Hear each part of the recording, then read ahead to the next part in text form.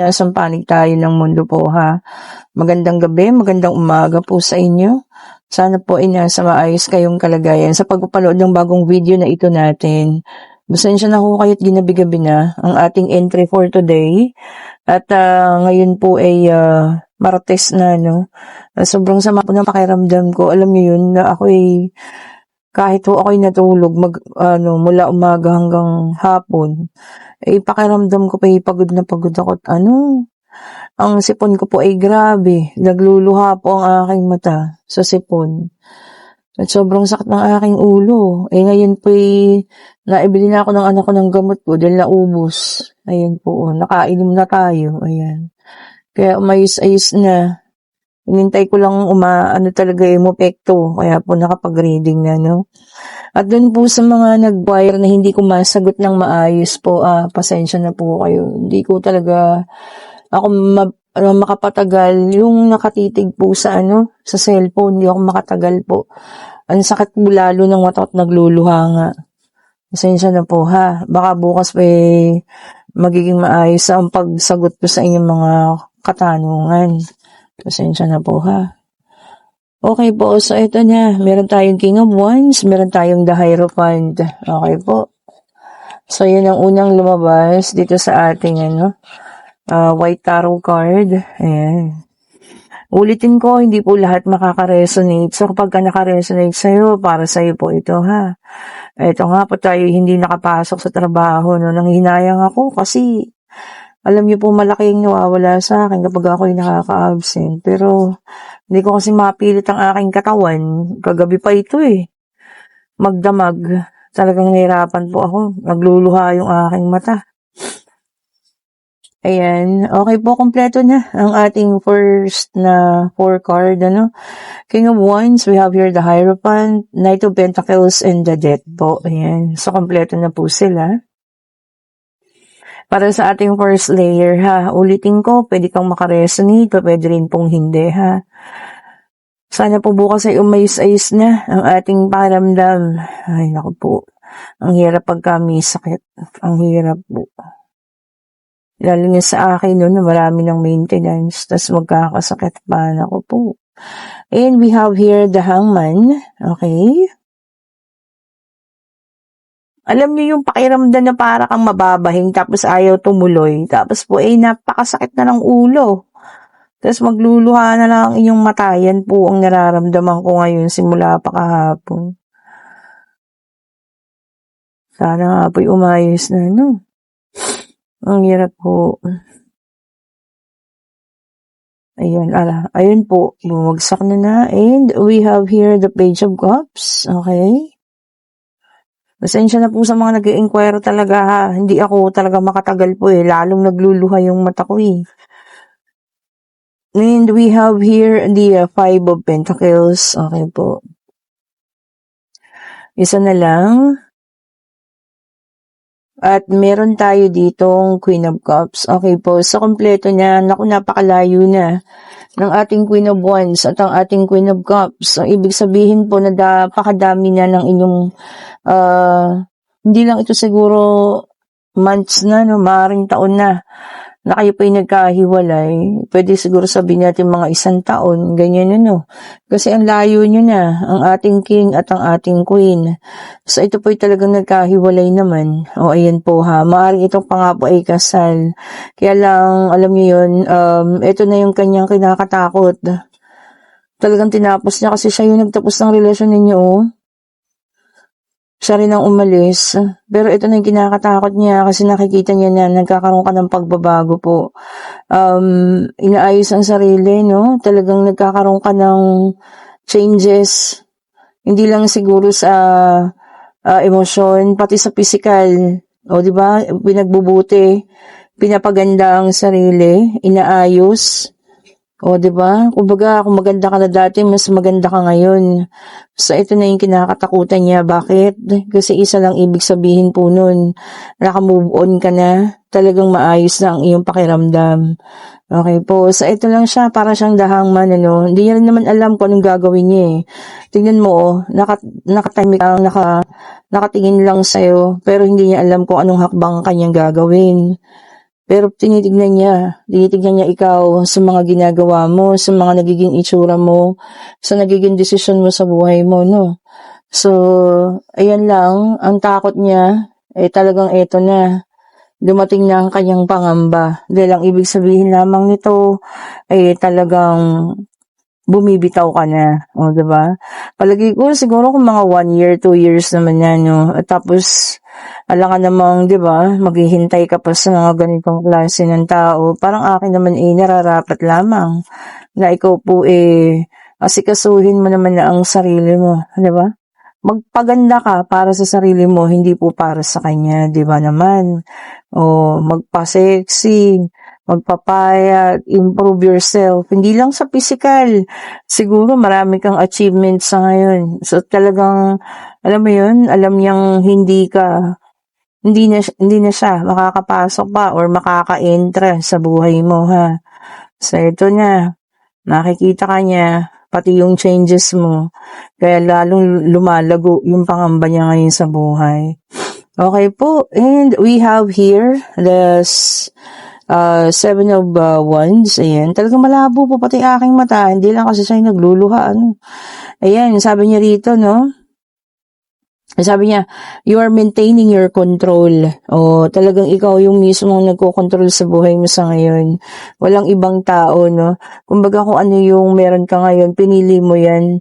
Ikaw yung pumili, you choose. Sabi nga nila, no? Hindi ka po pwedeng sabihan ng kung sino man, talagang ikaw mismo. O, diba? Tingnan mo, talagang nagmamatsyag lang, nakatingin, ayan, at alam mo yan, alam niya na wala na. So, siguro, meron ding panghihinayang kasi hinayaan ka na lang niyang umalis or maalis sa buhay niya ng ganun-ganun na lang. Hindi naman din kasi po pwedeng, alam mo yan, naghihintay ka sa isang wala. Diba? Maghihintay ka sa atensyon na ibibigay niya sa'yo, hindi po maganda yun. Kung talagang mahal ka ng taong ito, priority ka, di po ba? And we have here the 2 of Wands. So, sabi niya rito, no, nakapili ka na. You already decided. Nagpaplano rin. You're also planning for the future na. Okay ka na nang hindi siya kasama. Pinaplano mo yung sarili mong buhay. Diba?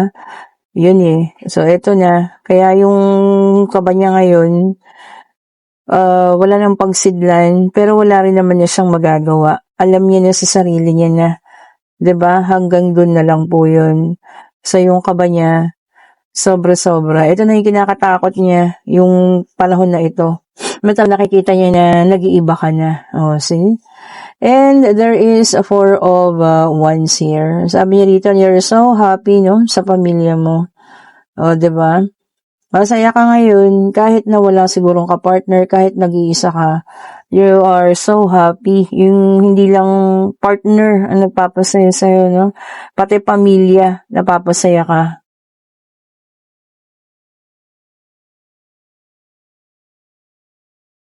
Isa lang ibig sabihin nun, hindi mo kailangan, di ba? Para maging masaya ka siya. Na ngayon nagising ka na kaya mo palang maging masaya kahit pamilya lang ang kasama. And we have here the Magician na may dalang number 1. O, sabi niya rito, no, your manifestation. So, lahat ng minamanifest mo ngayon, talagang ito na, dumarating pa isa-isa, no? Lahat ng mga pangangailangan, lahat ng mga gusto mong mangyari. So, ito na po. Congratulations po sa inyo. And I think talaga namang survivor, ika nga nila, no? And we have here the 6 of Swords. Ayan. Kalmado na yung buhay. Diba? Kumbaga naka-overcome ka na. So, siya, nanghihinayang. Pero ikaw ngayon, naka-overcome na. O, diba? Siguro kahit na ano pang gawin nito na paglapit sa'yo, baka mapapatawad mo lang, pero yung pagtanggap muli, and I doubt it na, no? Kasi okay ka na Okay na papunta na sa magandang hindi naman yung lugar, pero maganda na yung mo kinabukasan. And we have here, King of Cups. Sabi niya rito, no? Mature, compassionate, sabi niya. Maaring awa na lang yung mararamdaman mo sa kanya. Siguro maawa ka, baka mamaya merong problema siya or may kinakaharap na kung ano, awa na lang. Pero yung sasabihin mo pakakabalik, baka hindi na talaga, no? And we have here, 5 of Swords. Ito na, pakiramdam niya defeated, no? Pakiramdam niya siya'y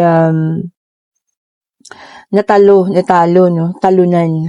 Dun sa nangyari sa inyo, so siya pa yung pakiramdam na talunan, hindi ikaw. Which is, I think, tama, di ba? Dapat lang siguro maramdaman mo naman yun, di ba? Maramdaman niya yun.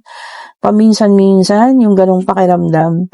Hindi yung pakiramdam na parang lagi kang nagwawagi o lagi siyang nagwawagi sa lahat ng mga bagay na ginugusto niya, diba? Yun ang isa sa pinaka bagay, no? Na nararapat po para pakiramdaman niya. Okay, and eto na ang ating pangatlong deck of cards. So, pwedeng sa'yo, pwedeng sa kanya, no? Pwedeng kung kanino man po, ha? Take only what resonates. Sinasabi ko nga sa inyo, no? So, ayun, nag-flip talaga, kusa. And we have here sa unang card ang ating Queen of Wands, a fire sign, Aries, Leo, and Sagittarius. We have here, sabi niya rito, no, napaka-independent mong tao, no? Sa ngayon, talagang enjoy ka sa pagiging independent. Kumbaga, desisyon mo to, ginagawa mo dahil gusto mo, hindi dahil sa gusto ng ibang tao, which is so good, no? Nakaka-happy yung mga ganong pakiramdam. Diba? Nakapagka-independent ang tao. Diba po? Ayan. Sige, tingnan pa natin. And we have here the Hermit in reverse. Earth sign naman, Taurus, Virgo, and Capricorn. Ayan ha. Sabi niya rito, no, resignation. Naku, bakit yung iba? Bakit kayo magre-resign? Ano ba to yung talagang resignation sa trabaho? Naku naman, wag po ha. Mahirap ang buhay ngayon. Kailangan natin ng trabaho. Pero kung may iba naman, no, mas mabuti, mas maayos, mas malaki ang sweldo, sige, go lang. O, diba? Baka case-to-case basis, diba? And we have here the Temperance na naka-reverse sa fire sign naman ito, no? Aries, Leo, and Sagittarius. So, eto naman naka-reverse siya. Sabi niya rito, no? Self-healing. May iba sa inyo talagang on the process of healing sa ngayon. Which is tama naman, di ba?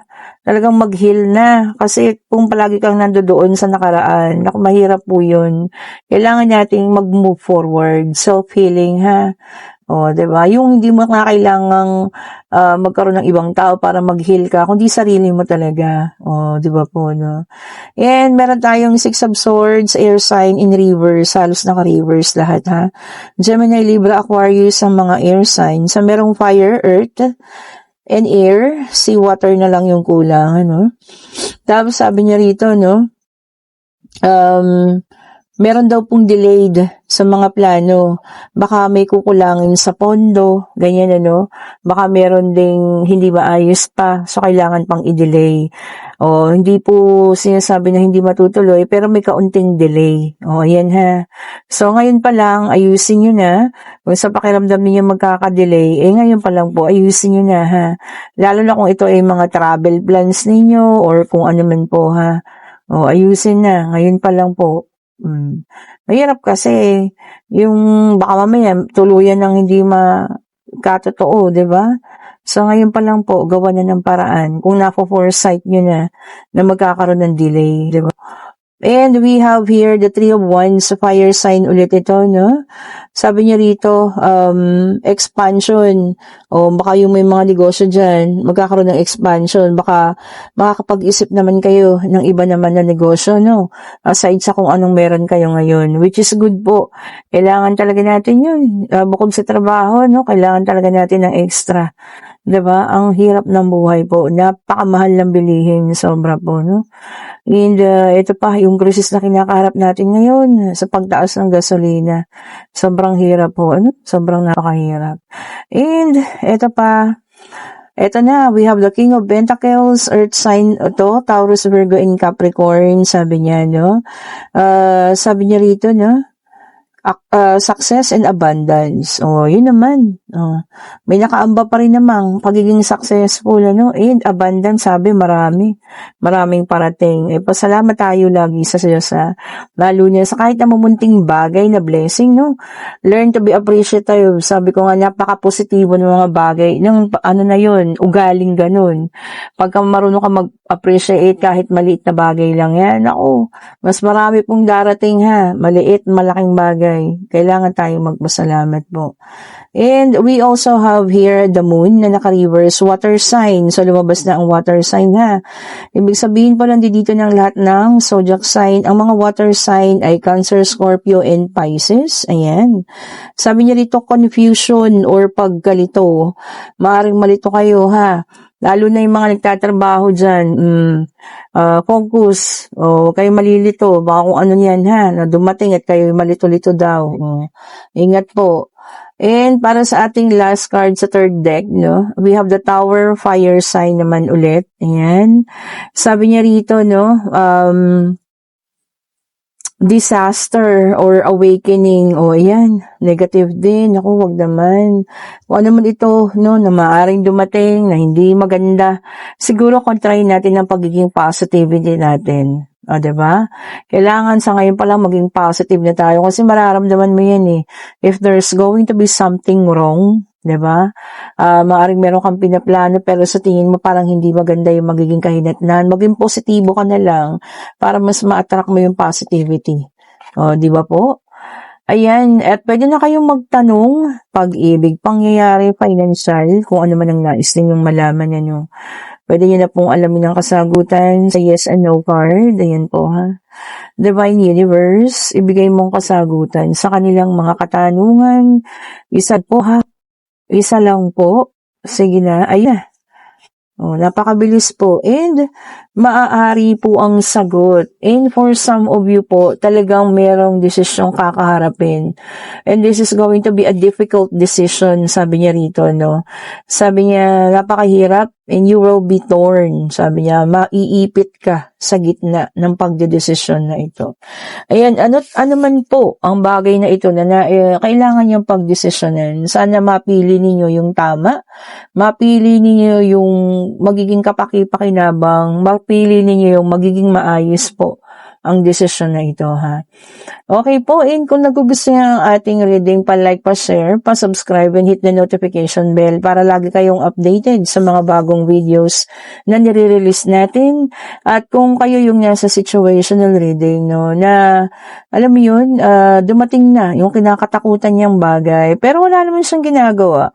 Tinitignan ka na lang niya, siguro inaccept niya na sa sarili niya, tinanggap niya na kapag ka nakita kanyang ganun, talagang may pagbabago sa'yo, ibig sabihin nun, wala na siyang karapatang bumalik pa sa buhay mo.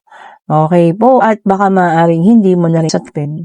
Ayan po, salamat pong muli sa lahat ng mga nag-aabang, sa mga nag-inquire ng ating mga bracelet. Ayan po, salamat pong muli sa mga nag-order, lalo na sa mga pabango. Thank you so much po sa inyo at sa lahat po ng may gusto ng private reading para sa Friday. Kayo po yung mag-chat na. Ayan po, i-chat nyo na po ako para kayo po yung makakuha ng schedule sa akin, para po mabigyan ko na kayo ng schedule kasi meron na pong mga naka-reserve na, Baka mapusuan nyo yung oras na yun, hindi ko na kayang ibigay dahil nga po meron nang naka-reserve. Thank you so much po ulit for watching. Have a great evening po. Happy Tuesday sa lahat. Bye-bye po sa inyo.